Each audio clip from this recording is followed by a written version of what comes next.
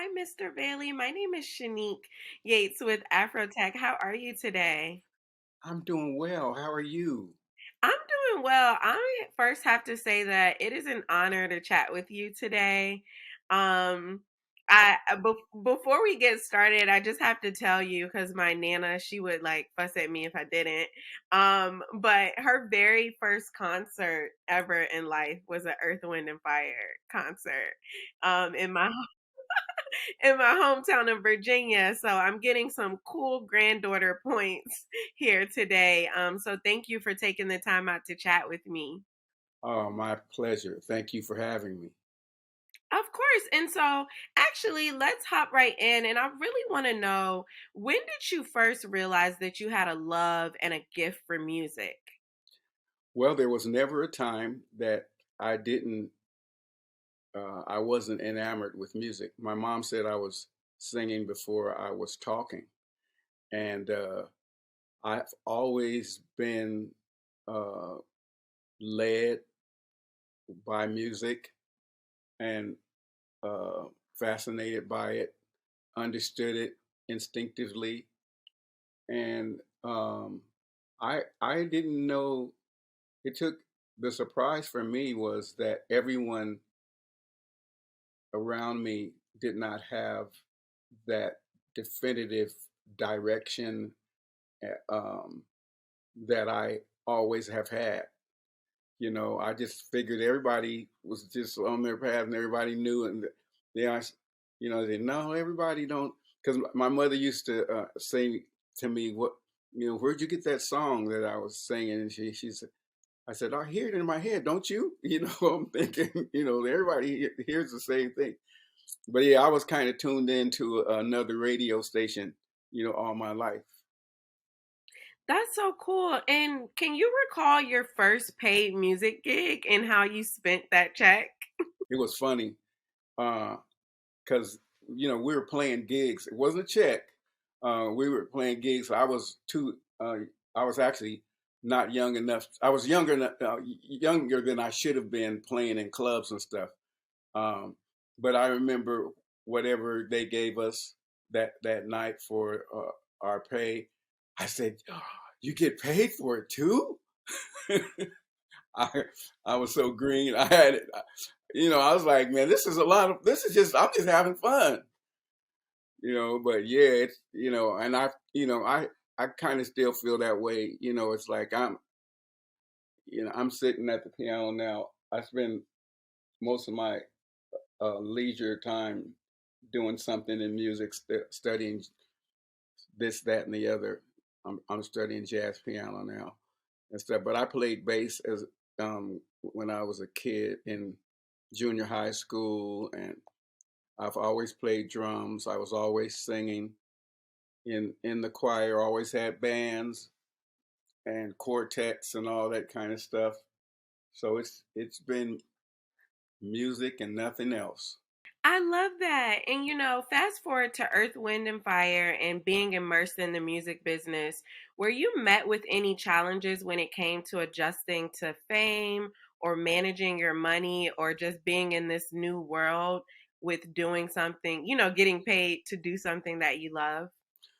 Well, you have to understand too that there wasn't any social media and all that stuff, and uh, for us in our coming up, I was never really enamored with because I'm from Denver and I wasn't raised in California or New York or whatever, so I really wasn't caught up in uh, the bling or the fame or the fame or the fortune of music. I was just caught up in the art and the passion and the passion for making music, and in chasing that dream, that instinct.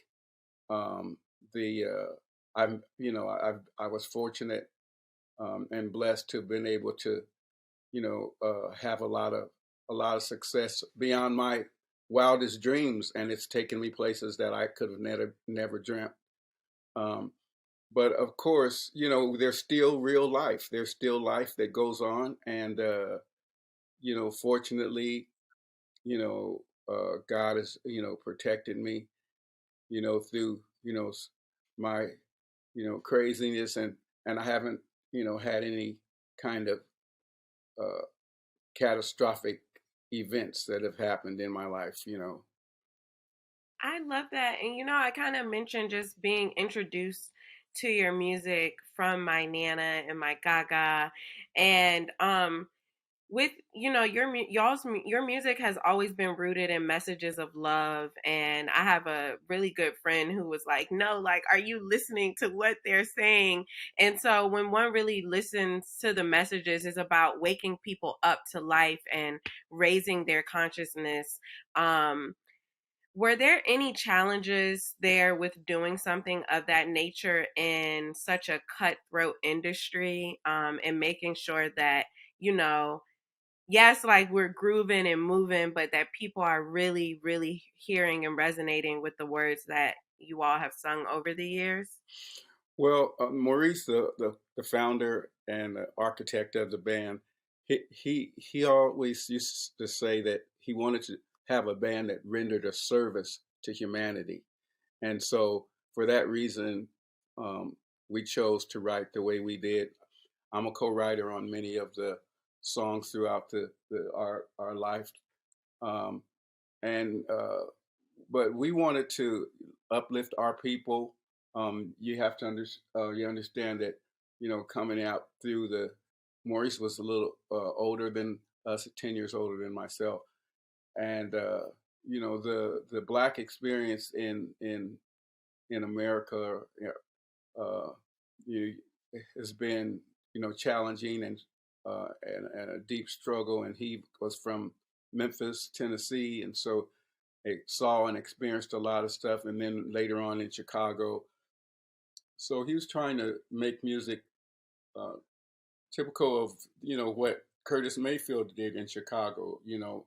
Um, he was a freedom fighter with his music, but Maurice chose to not necessarily be um, as direct in certain ways like uh, Curtis Mayfield was, but wanted to just speak to humanity as a whole and uplift the consciousness of uh, people, everywhere with the music.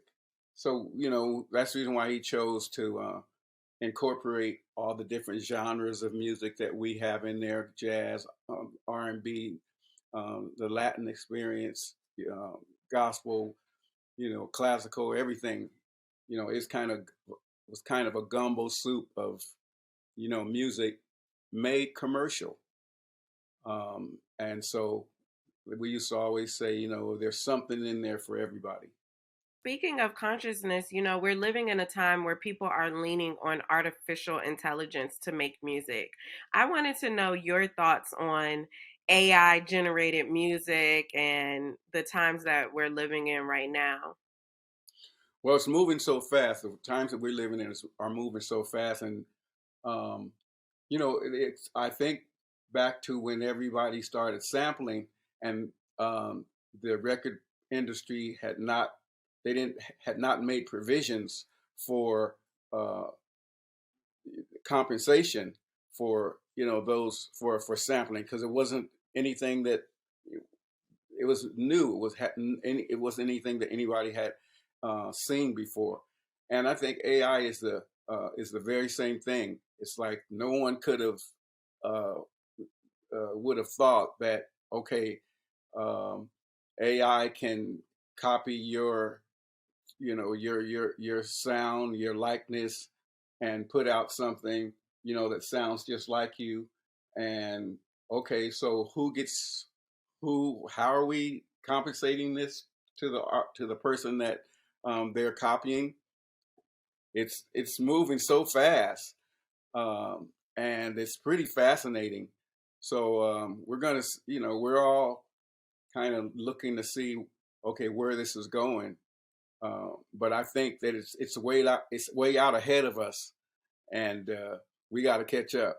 Yeah, I definitely agree. And just to shift gears here, because beyond just the music, you also have a cause that is near and dear to your heart, which is the Music is Unity program geared toward foster children who have aged out of the system or are beginning to age out of the system. Can you walk me through your inspiration to launch this 14 years ago? Oh yeah, it's been about 14 or 15 years ago we started this foundation called Music is Unity to benefit foster youth who are aging out of the system, and really about 400,000 kids in foster care age out every single year, and they're just in many cases they're just kicked out into the world with no help and no support. So a portion of our proceeds, our ticket proceeds, go to Music is Unity, and then we fund uh, organizations who are in agencies who are providing the daily needs and necessities for foster youth who find themselves in situations and out there by no fault of their own, and so that's what we've committed to do.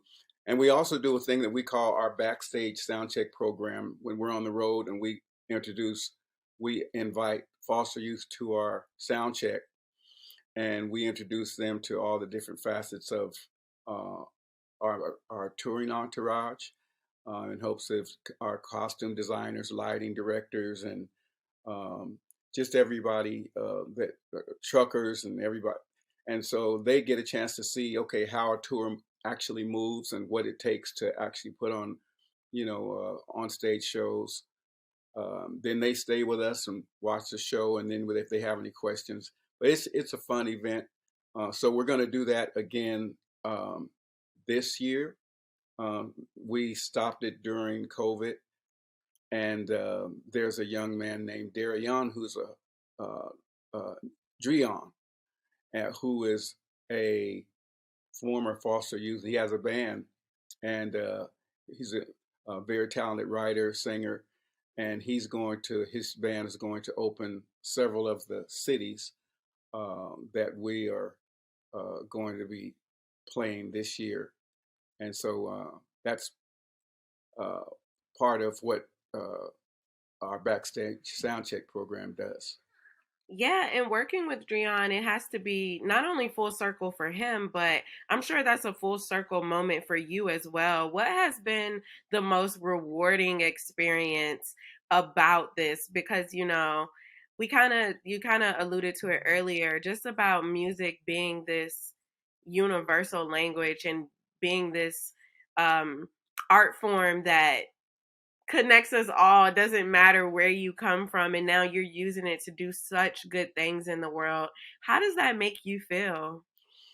Well, Drion, it's exciting for him to be able to tell his story of survival and of uh, you know the victorious uh, uh, courage, to continue to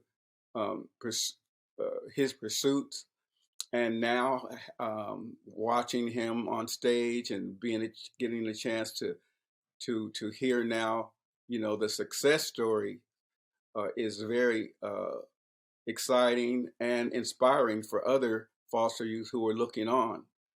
So hopefully, it can be a bridge for someone else who's looking on and needs that hope and that encouragement.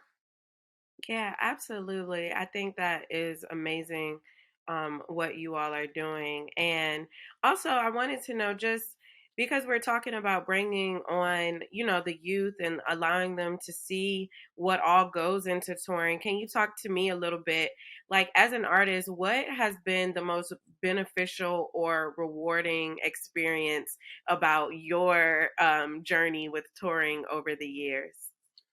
Well, it's wonderful to get a chance to do something that you love doing, and um, make people happy, um, change the trajectory of some people's lives. We have stories of from people that we meet all over the world of the inspiration that they've gotten from uh, Earth, Wind, and Fire's music or lyrics, and or visiting a concert, and how it's helped them to to get from one place to the other. So that's exciting to make to see that yes, your contributions to society has made a difference and a positive difference. Yes, and I can definitely agree and be a testament to one of those people because Earth, Wind, and Fire is a part of my meditation in the morning. Um, Especially Shining Star. Just to like have good vibes and just that energy and know like you can just go out into the world and do anything. And so I would be remiss if I left and didn't ask this question. But I did just want to know before I let you go, it's I want to know, can you explain what happened on the 21st night of September? I've always wanted to know. I've like done research. I'm like, okay, so like that's the International Day of Peace. Like is that related? I've always wanted to know like if you can share. Well, unfortunately, it's no great secret. It just sounded good, and when we write, it was his writing lyrics, Maurice and Allie Willis, and it just rolled off the tongue, and there wasn't anything that they didn't challenge it. So now some people will say, I think that Maurice's son's Maurice's son's mom would say that it was has something to do with his conception and stuff. I don't know. I'm not gonna get into that all of that, but as far as Maurice has told the world and told me, is it didn't have any particular uh, significance to him as he was writing the lyrics. Okay, well, thank you because I was like, I couldn't let you leave without asking. So, thank you so much, Mr. Bailey. And again, I think what you're doing with music is unity, and backstage sound check is just amazing. And um, I just thank you for taking the time out to chat with us today. Thank you so much. Thanks for having me.